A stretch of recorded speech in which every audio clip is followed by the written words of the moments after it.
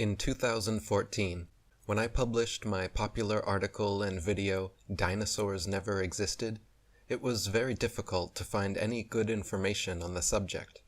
But two sources I found and referenced were David Wozney's article, Dinosaurs, Science or Science Fiction, and Robin Kofid's article, The Dinosaurs Never Existed. Now, in 2022, it is no easier to find good information on this subject, and even those two sources have been all but scrubbed from the internet. Robin Kofid's article and his entire GVE News website have since been deleted, and mysteriously neither the article or his site are even recognized by the archive.org Wayback Machine. If anyone is able to find that piece in its entirety, please send it to me. David Wozney's original article and website have also mysteriously been deleted, but I was able to find a saved copy and am making this video to preserve it for posterity. If anyone watching this has not already seen my documentary, Evolution and Dinosaurs Debunked, please stop this video and watch that one first. Link in the description box below. When children go to a dinosaur museum, are the displays they see displays of science or displays of art and science fiction? Are we being deceived and brainwashed at an early age into believing a dinosaur myth? Deep, probing questions need to be asked of the entire dinosaur business. This video will discuss the possibility that there may have been an ongoing effort since the earliest dinosaur discoveries to plant, mix, and match bones of various animals, such as crocodiles, alligators, iguanas, giraffes, elephants, cattle, kangaroos, ostriches, emus, dolphins, whales, rhinoceroses, etc., to construct and create a new man-made concept, prehistoric animal called the dinosaur. This video does not claim that dinosaurs never existed, or that scientists just made up dinosaurs. Note the use of the words possible, possibly, possibility, may, and could. There is an important difference between claiming something is true and claiming something is possible. Where bones from existing animals are not satisfactory for deception purposes, plaster substitutes may be manufactured and used.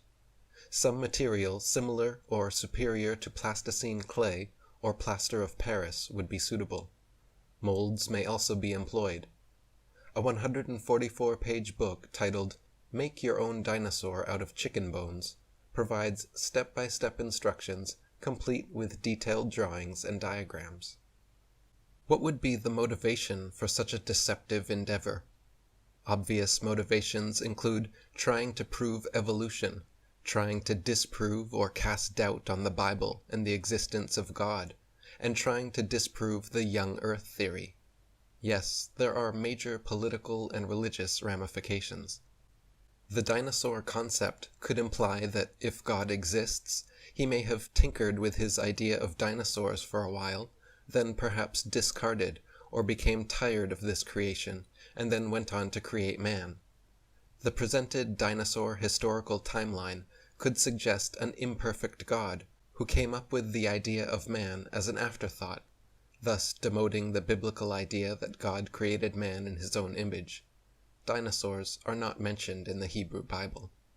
Highly rewarding financial and economic benefits to museums, educational and research organizations, university departments of paleontology, discoverers and owners of dinosaur bones, and the book, television, movie and media industries may cause sufficient motivation for ridiculing of open questioning and for suppression of honest investigation. The book Early Dinosaur Discoveries in North America provides revealing information about the first discoveries. Quote, "The class Dinosauria was originally defined by Sir Richard Owen in 1842. In a 2-hour speech that reportedly held the audience captivated. The original dinosaurs of this new group were Megalosaurus, Iguanodon, and Haliosaurus. However, each of these animals was known only from fragmentary specimens. It wasn't until the discoveries of dinosaurs in North America in the mid-19th century that people began to get a clearer picture of what dinosaurs looked like. It is generally accepted that the first discovery of dinosaur remains in North America was made in 1854 by Ferdinand Vanderveer Hayden during his exploration of the upper Missouri River. Near the confluence of the Judith and Missouri rivers, Hayden's party recovered a small collection of isolated teeth, which were later described by the Philadelphia paleontologist Joseph Leidy in 1856, in the Proceedings of the Academy of Natural Sciences of Philadelphia. So, dinosaurs were described in 1842 before the discoveries in 1854 that were required to give a clear picture of what dinosaurs looked like. Were discoveries made or constructed to fit the descriptions? Continuing on, quote, dinosaur skeletons were found for the first time in abundance in the Garden Park area of Colorado and at Como Bluff, Wyoming, in the late 1870s. These specimens initiated the first great dinosaur rush in North America, driven largely by the efforts of a Philadelphia paleontologist, Edward Drinker Cope, and Othniel Marsh, a paleontologist from Yale University. These two men started as friends but became bitter rivals in a feud of legendary proportions. The stories surrounding these two include tales of armed field parties, spies, and intercepting shipments of fossils intended for the other. Why were fossils being shipped to the discoverers, and from whom? Are Cope and Marsh credited with discoveries that were not their own personal discoveries? If so, exactly who were really the discoverers, and how trustworthy are they?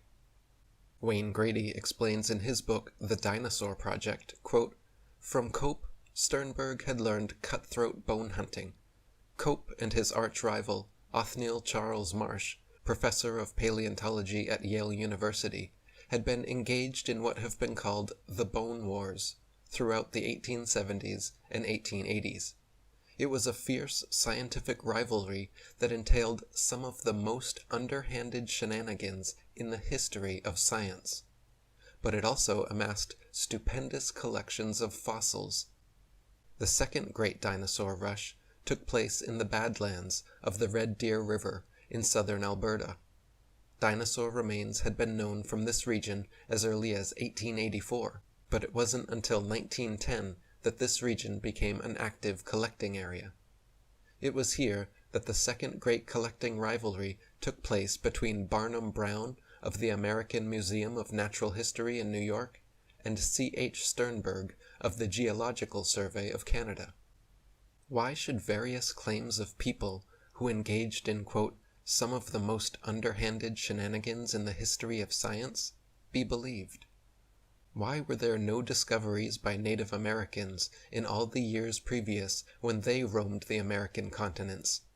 There is no belief of dinosaurs in the Native American religion or tradition. For that matter, why were there no discoveries prior to the 19th century in any part of the world? According to the World Book Encyclopedia, quote, before the 1800s, no one ever knew that dinosaurs ever existed. During the late 1800s and early 1900s, large deposits of dinosaur remains were discovered in western North America, Europe, Asia, and Africa. Dinosaur deposits also lie in Belgium, Mongolia, Tanzania, West Germany, and many other parts of the world. Why has man suddenly made all these discoveries? The land areas of Belgium, Mongolia, Tanzania, Western Germany, and the Americas as well were inhabited and very well explored for thousands of years, and there were no discoveries until the 19th century. At Dinosauria Fossil Record, we learn that, quote, the late 1800s were the golden age of dinosaur paleontology, when many animals that you might be familiar with were discovered and named. Today, we seem to be in another dinosaur renaissance, with new information accumulating rapidly. At The Meaning of the Hadrosaurus Find, Proof that Dinosaurs Were Real, we learn that people were allegedly becoming enlightened by the new discoveries. The impression that I receive is that people were possibly being deceived and that the discoveries were possibly being made as an effort to try to discredit the Bible. The meaning of the Hadrosaurus find, proof that dinosaurs were real, states, quote, "The first real proof of dinosaur existence, 8 years after this reference book was published, the first comprehensive skeletal form of a real dinosaur, Hadrosaurus falki, was unearthed in Haddonfield, New Jersey. Taller than a house, it had the pelvic structure of a bird, the tail of a lizard, and incredibly, it walked upright on 2 legs, foraging with arm-like forelimbs. Were the bones of a bird and lizard and other animals used in the discovery? The presented Haddonfield skeleton did not prove dinosaurs ever were real living creatures." Most people have handled animal bones and would be able to notice the higher density and different color or texture of most so-called fossilized bones. However, discoveries and excavations most typically seem not to be made by disinterested people, such as farmers, ranchers, hikers, outdoor recreationists, building construction industry basement excavators, pipeline trench diggers, and mining industry personnel, but rather by people with vested interests, such as paleontologists, scientists, university professors, and museum organization personnel, who were intentionally looking for dinosaur bones, or who have studied dinosaurs previously. Do dinosaur professionals with vested interests have some kind of well-kept secret about knowing where to search that dinosaur amateurs without vested interests are unable to figure out? The finds are often made during special dinosaur bone hunting trips and expeditions by these people to faraway regions already inhabited and explored. This seems highly implausible. More believable is the case of the discovery of the first original Dead Sea Scrolls in 1947, which were unintentionally discovered by a child, and which were all published by 1955. In some cases of discoveries of dinosaur bones by people who do not work in a job related to dinosaurs, it was suggested to them by some dinosaur professional to look or dig in a certain area. In other cases, the government had considerable foreknowledge that dinosaur amateurs would be digging in a certain area. Also very interesting to note are special areas set aside and designated as dinosaur parks, for which amateur dinosaur hunters are required to first obtain a dinosaur hunting license. Take a look at Dilophosaurus discovered and the discovery of Haddonfield's dinosaur for some ideas as to how this may have occurred. Also, a multitude of bones and dinosaurs are strangely found in the same place, suggesting possible planting of bones. The following 3 paragraphs are from The Seizure of Sue the T-Rex. Quote, "The Larsons are still working this find, which they called the Ruth Mason Quarry. The find contained the remains of at least 2,000 beasts. There is only speculation as to the reasons so many bones were in one place. The river system could have transported the bones a few at a time to a sandy coast at the edge of a receding Cretaceous sea, or a great storm could have trapped and drowned a herd on a spit of land. A preponderance of the fossils were of Emontosaurus annectans, a duck-billed dinosaur which migrated in flocks. Various carnivores' teeth, including that of T-Rex, were also found at the site, which could simply mean that these beasts were scavenging the remains. We are only guessing," said Pete. In July 1990, Maurice Williams, who had a ranch nearby, came by the quarry. He was fascinated by the work and offered to let the paleontologists search for fossils on his land. Pete told him he appreciated the offer and would do so at the earliest opportunity. On the morning of August 12th, the team suffered a flat tire. Their spare was low and the pump was broken. Most of the crew decided to take the tires to Faith in another vehicle for repair. Susan Hendrickson, a Seattle archaeologist and amateur paleontologist who was working with BHIGR that summer, decided to take a hike through Williams's land instead. She returned to the quarry several hours later, finding the team back at work with 3 pieces of vertebrae. Pete thought immediately, Tyrannosaurus. The team saddled up and drove to the site she'd discovered, a 60-foot sandstone cliff jutting out of the prairie.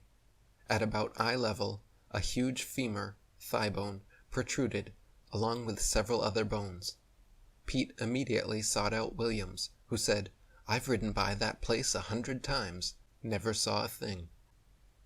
It is unusually coincidental that a commercial fossil collecting firm would be the organization to make the dinosaur find. Why was rancher Williams unable to find Sue after all his years of ranching? Don't you find this unusual?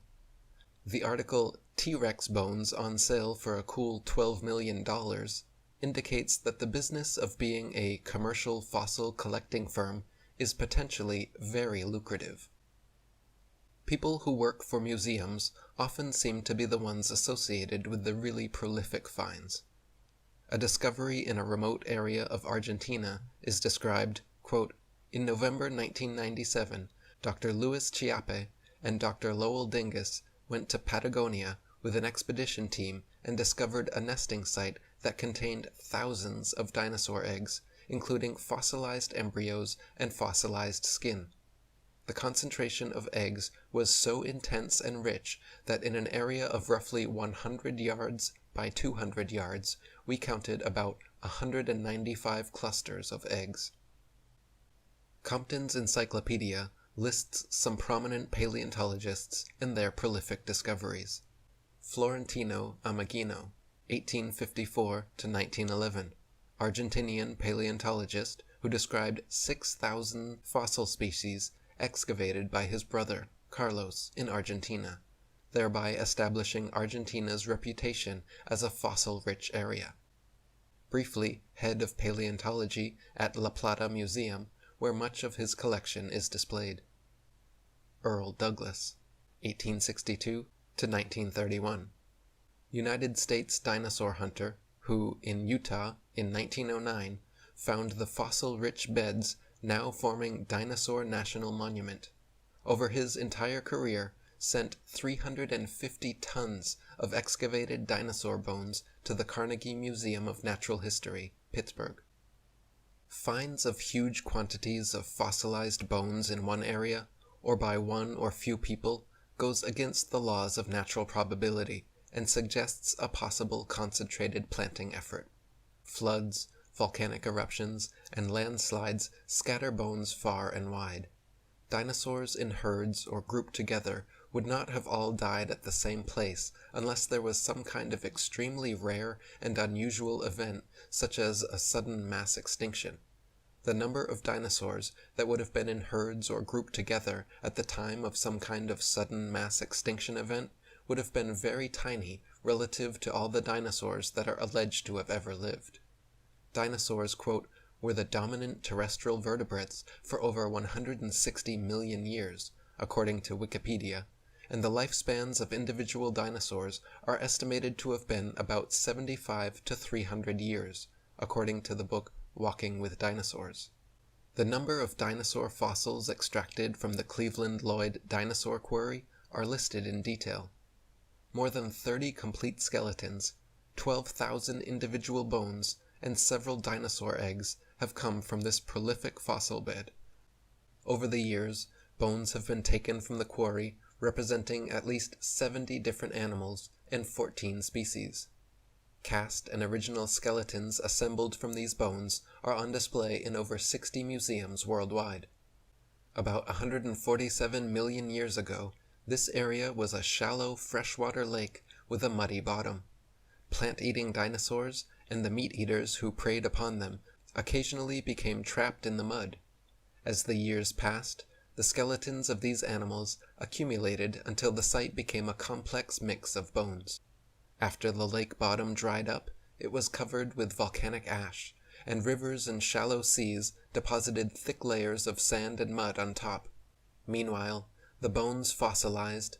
Millions of years later, water and wind eroded the layers to produce the topography seen today. The bones are now close enough to the surface to be recovered by scientific excavations.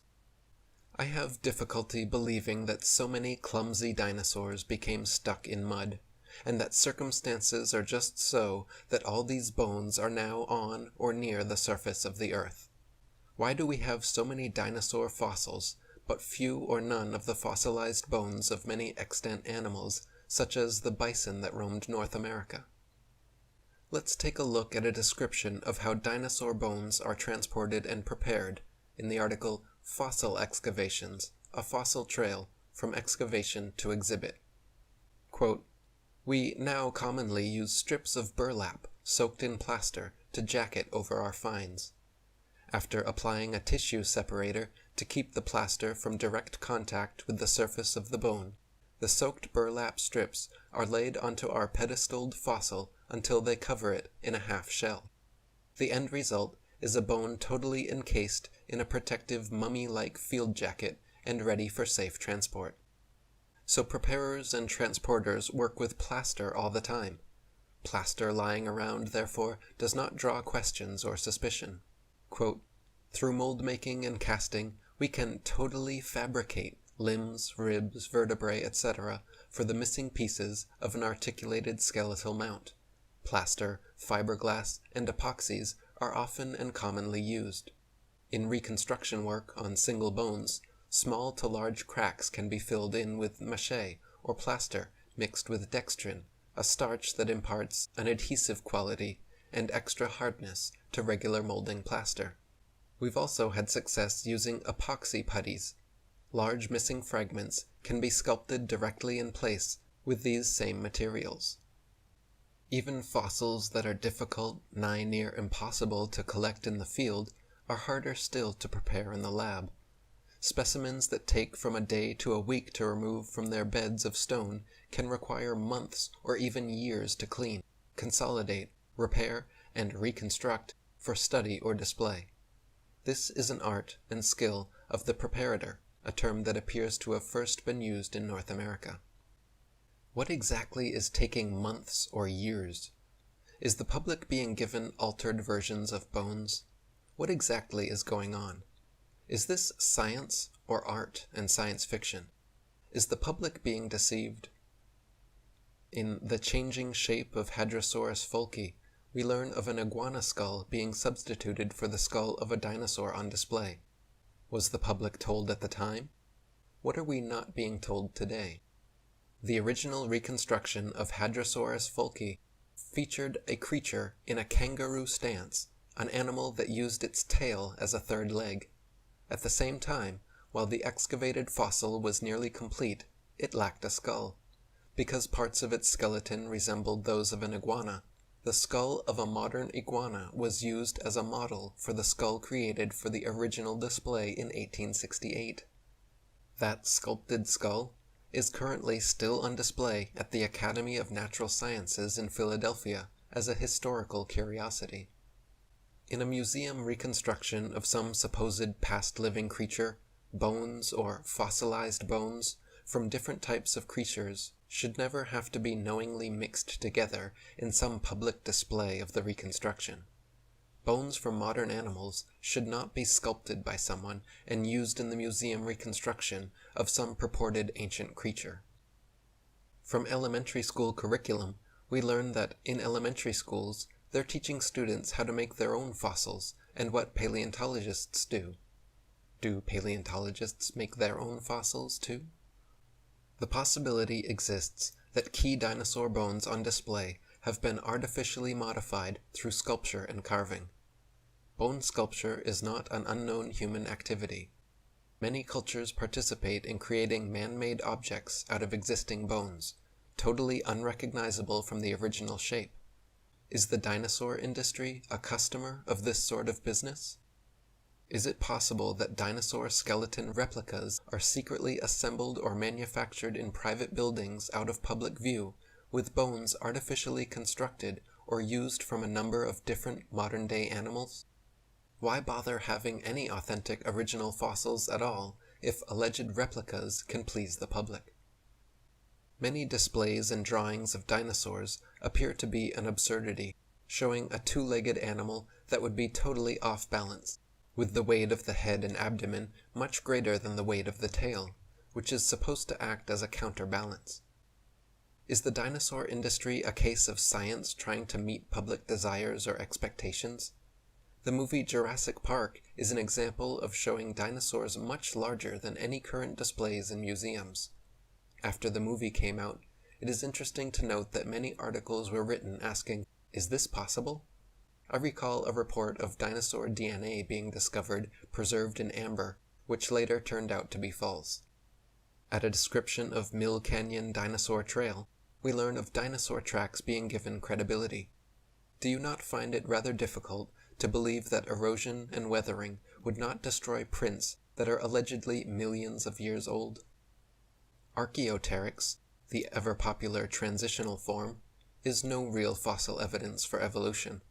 But Sir Fred Hoyle, the prominent British scientist, in his book Archaeopteryx, the Primordial Bird, A Case of Fossil Forgery, says that someone took a small fossil, put cement on it, and pressed a modern feather into the cement to create a forgery. The person then sold it to the British Museum for 36,000 gold marks, a hefty sum in 1861. The original living material and the material that is used to produce its fossil are often two different things, and thus the ages of both are different as well. Most alleged ancient fossils are found near the surface of Earth, and are dated by the age of the rocks near where they are found. If a modern-day animal was to die and its remains found in the same location, would it be dated the same age of the alleged ancient fossil? According to Margaret J. Helder, Ph.D., in her book Completing the Picture, a handbook on museums and interpretive centers dealing with fossils, quote, "Scientists used to be very impressed with the potential of radiometric for coming up with absolutely reliable ages of some kinds of rocks. They do not feel that way anymore. Having had to deal with numerous calculated dates which are too young or too old compared with what they expected, scientists now admit that the process has many more uncertainties than they ever would have supposed in the early years. The public knows almost nothing about uncertainties in the dating of rocks. The impression that most people have received is that many rocks on Earth are extremely old, and that the technology exists to make accurate measurements of these ages. Scientists have become more and more aware, however, that the measurements which the machines make may tell us nothing about the actual age of the rock." Margaret J. Helder continues to explain, "Under what circumstances did whole organisms remain intact long enough to be fossilized? In most cases, it seems, these victims were rapidly buried in great loads of sediment, which quickly hardened into rock. Not only did these situations require catastrophic burial, but also the sediment involved had to be very fine-grained in order for such exquisite preservation of detail to come about. Geologists generally interpret silt beds as the result of fine particles settling gradually out of still water. If that had happened in these instances, the corpses would have decayed long before burial and lithification, turning to rock, could occur. The replacement process is supposed to involve calcium phosphate or calcium hydroxylapatite in skeletal material being replaced, atom by silica, calcite, pyrite, dolomite, etc., over a long period of time. This goes against the natural law of increasing disorder. How are all these dead atoms intelligent enough to know what to do and where to go to produce the finished fossil? Another alleged mode of preservation is permineralization, whereby porous bone structures are supposed to become more dense by the deposition of mineral matter by groundwater. The more porous the bone, the more susceptible it is to destruction.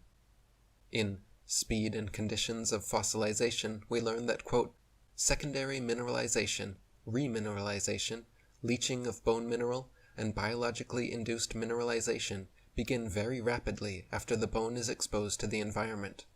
If the bone is not buried or underwater within 1 to 2 years of defleshing, it will literally become dust in the wind. The bone fragments may persist for several more years, but they are unrecognizable as to species. What percentage of land animals' bodies die near water and then fall into that water?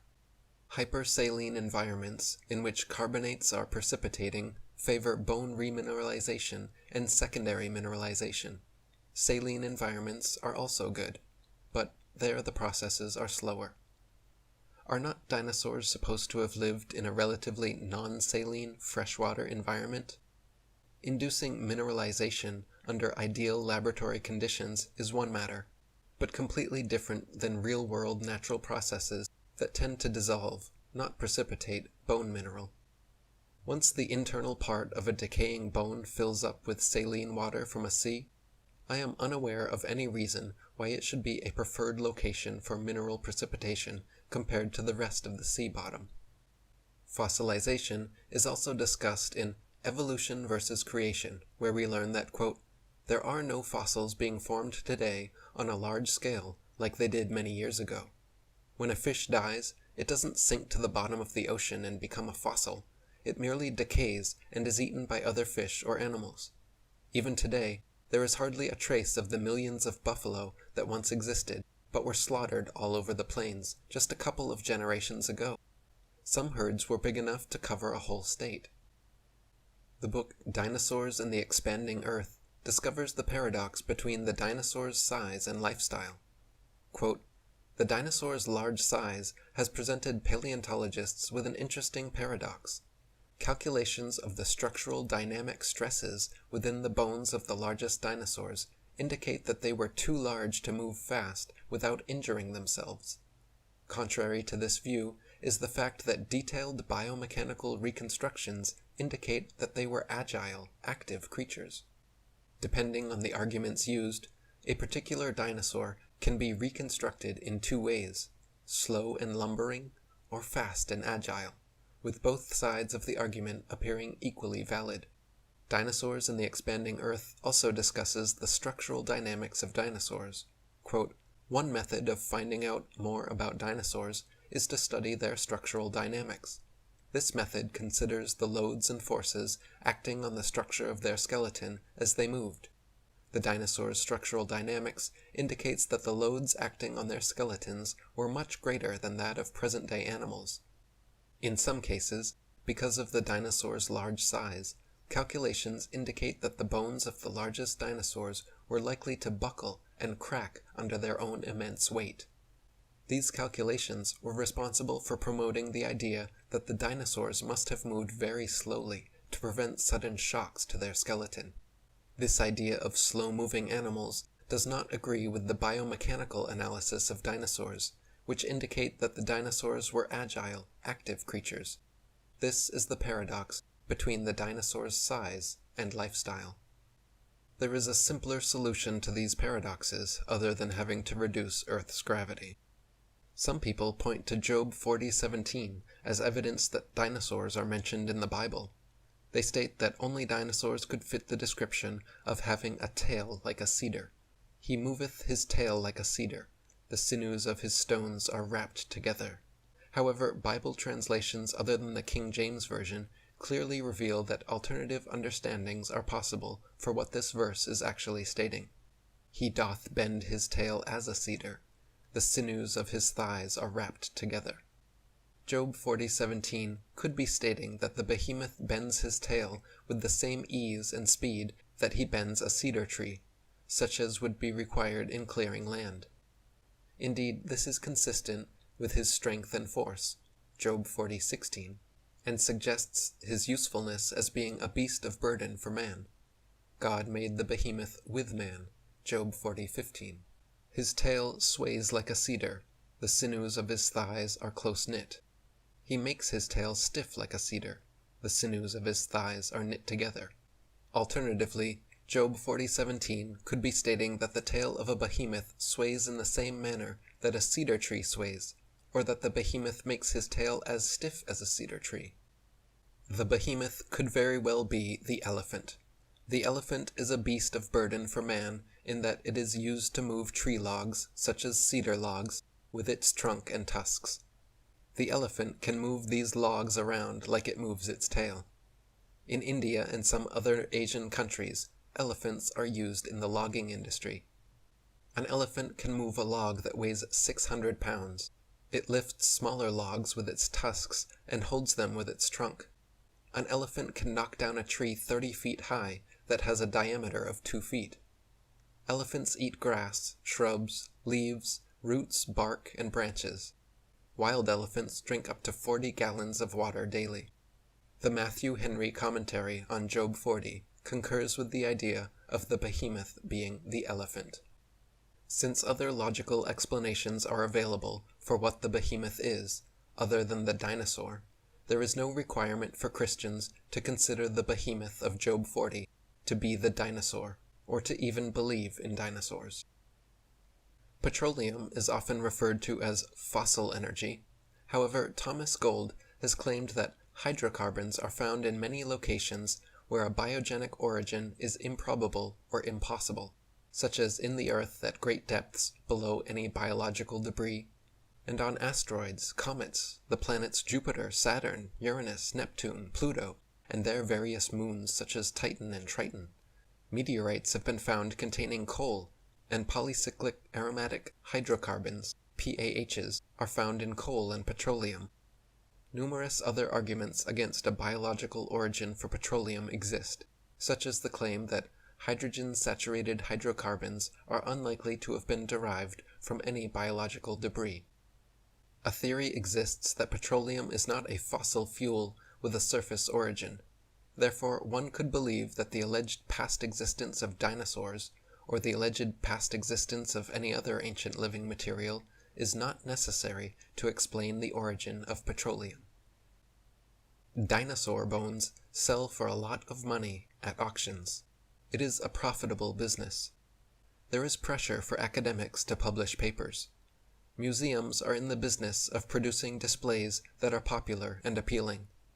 Movie producers and the media need to produce material to sell to stay in business. The mainstream media loves to hype alleged dinosaur finds. Much is to be gained by converting a bland non-dinosaur discovery of a bone of modern origin into an impressive dinosaur find, and letting artists' interpretations and imaginations take the spotlight, rather than the basic, boring, real find. There are people who desire and crave prestige, fame, and attention. There is the bandwagon effect and crowd behavior. And then there are people and entities pursuing political and religious agendas. During the 19th century, a new worldview of evolution was being pursued by then influential people such as Darwin and Marx. During this era of thought, the first dinosaur discoveries were made. Were these discoveries made to try to make up for inadequacies in the fossil record for the theory of evolution?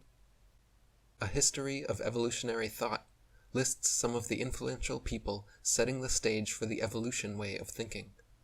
Preludes to Evolution, Jean-Baptiste Lamarck, 1744 to 1829, Thomas Malthus, 1766 to 1834, George Cuvier, 1769 to 1832, William Smith, 1769 to 1839, Etienne Geoffroy Saint Hilaire, 1772 to 1844, Adam Sedgwick, 1785 to 1873, Patrick Matthew, 1790 to 1874, Mary Anning, 1799 to 1847, Sir Richard Owen, 1804 to 1892, and Louis Agassiz, 1807 to 1873. Natural selection. Alfred Russel Wallace, 1823 to 1913, Thomas Henry Huxley, 1824 to 1895, Ernest Haeckel, 1834 to 1919, Edward Drinker Cope, 1840 to 1879, and Henry Fairfield Osborn, 1857 to 1935. The pro-evolutionary bias is evident with this organization promoting dinosaur discoveries. The majority of governments in the world today operate on some basis of government that uses a political philosophy other than that found in Romans 13:1, Colossians 1:16 and 17, and 1 Timothy 1:17.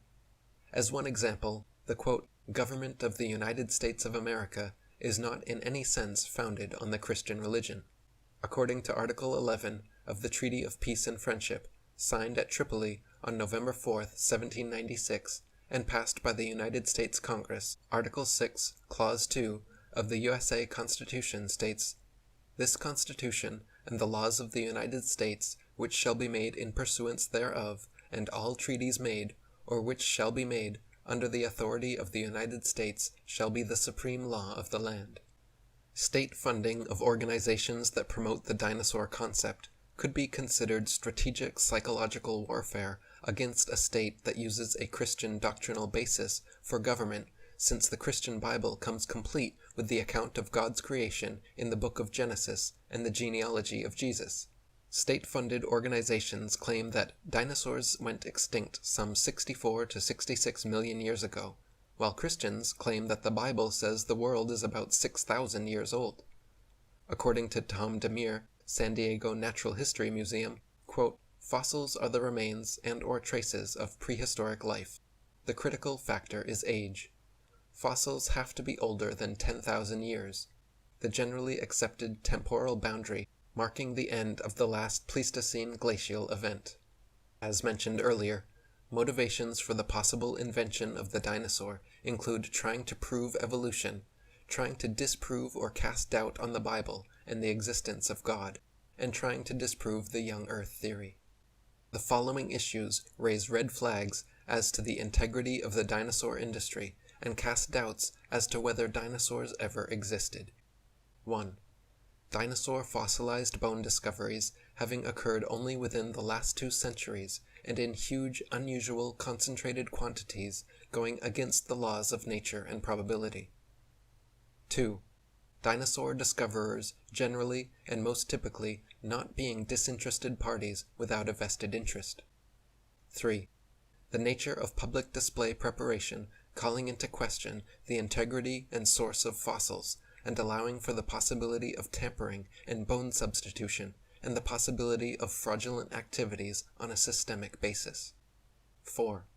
Existing artistic drawings and public exhibits showing off-balance and awkward postures that basic physics would rule out as being possible. 5. Very low odds of all these dinosaur bones being fossilized, but relatively few bones of other animals. 6. Implications of dinosaur discoveries to the theory of evolution and the belief that man was created in God's image, suggesting possible hidden and subtle political or religious agendas served on a naive and unsuspecting public.